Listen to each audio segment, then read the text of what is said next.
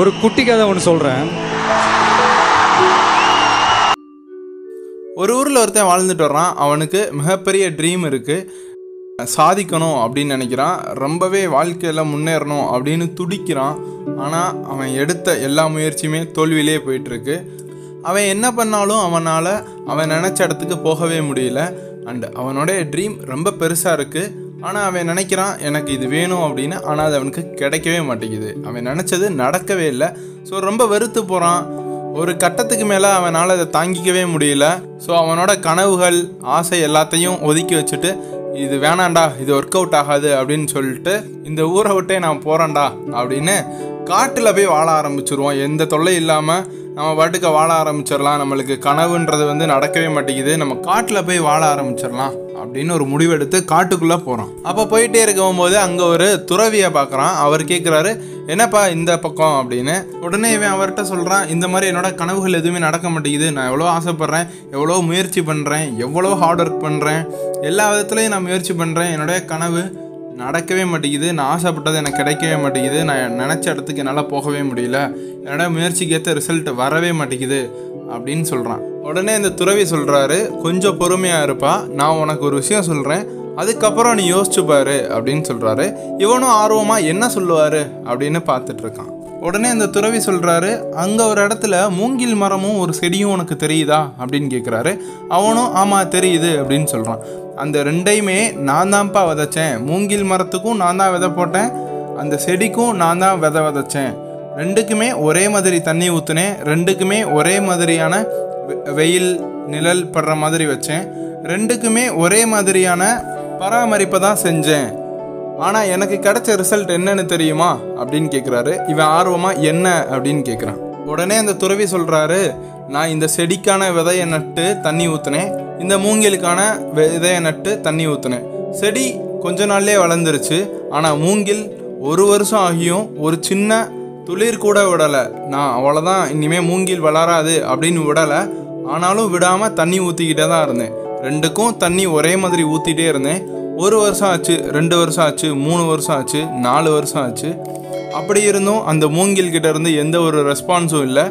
ஆனாலும் நான் விடவே இல்லை. விடாமல் தண்ணி ஊற்றிட்டே தான் இருந்தேன். ரெண்டுக்கும் ஒரே மாதிரி. இந்த செடி எனக்கு வேகமாகவே வளர்ந்துருச்சு. மூங்கில் 5ஆவது வருஷத்தில் முதல் இலையை வெளியே விட்டுச்சு.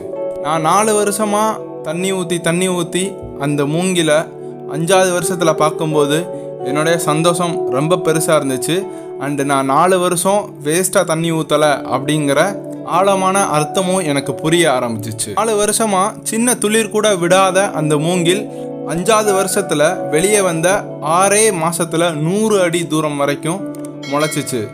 ஸோ எவ்வளோ வேகமாக வளர்ந்த செடியையும் விட மிகப்பெரிய உயரத்துக்கு 100 அடி உயரத்துக்கு அந்த மூங்கில் போச்சு. ஸோ 4 வருஷமாக இந்த விதை மண்ணுக்குள்ளே என்ன பண்ணிகிட்டு இருந்திருக்கும் அப்படின்னு அவங்கிட்ட கேட்குறாரு.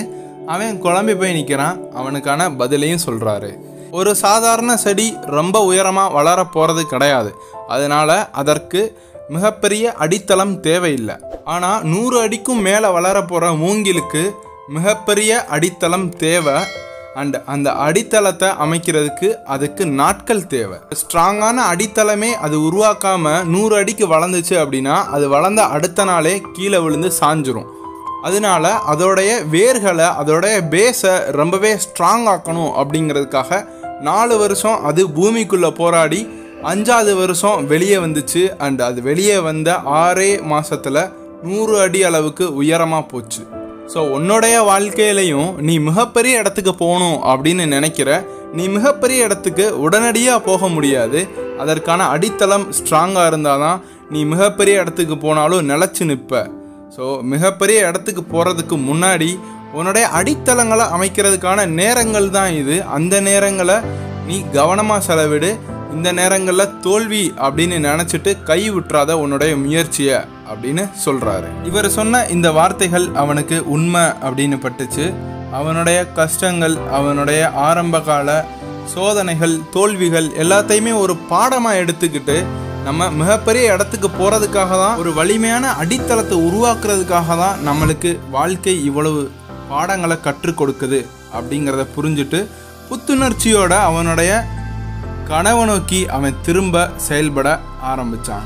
நம்மளுடைய வாழ்க்கையிலையுமே திடீர்னு நம்ம நினச்ச உடனே ஒரு விஷயம் நடந்துருச்சு அப்படின்னா அதற்குரிய மதிப்பும் நம்மளுக்கு தெரியாது. அண்ட் அவ்வளோ பெரிய இடத்துக்கு நம்ம நினச்ச உடனே போயிட்டோம் அப்படின்னா அந்த இடத்துல நம்ம என்ன பண்ண போகிறோம், என்னென்னலாம் பண்ணக்கூடாதுன்ற அறிவே நம்மளுக்கு வராது.